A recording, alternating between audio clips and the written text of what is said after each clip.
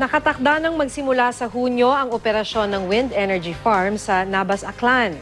Inaasahang malulutas nito ang problema sa kakulangan ng supply ng kuryente sa buong lalawigan, lalo na sa isla ng Boracay.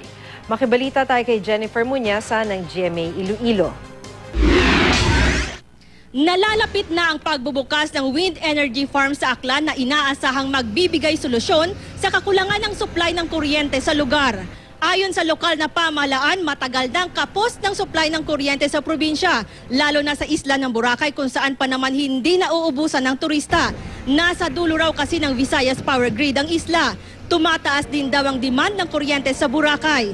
At the end of the grid, mahina na ang dating ng power, so palaging nagpa-fluctuate. In fact, last night nga, grabe yung fluctuation because I understand nag-bag down ng isang plant sa Iloilo. Kaya naman nabuhayan ng loob ang mga taga-Aklan, lalo pat Hunyo na inaasang magsisimula ang operasyon ng Petro Wind Farm sa bayan ng Nabas. Kayang mag-generate ng 36 megawatts na kuryente ang phase 1 ng wind farm. Having your own wind or energy plant here, that improves the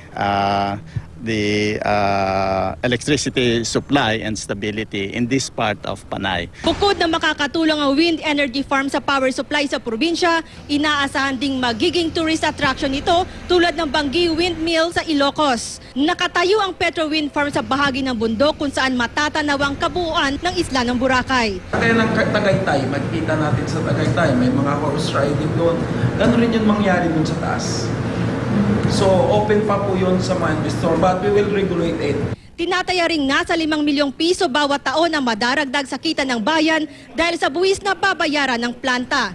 Jennifer Muñasa, Nagbabalita, Pilipinas.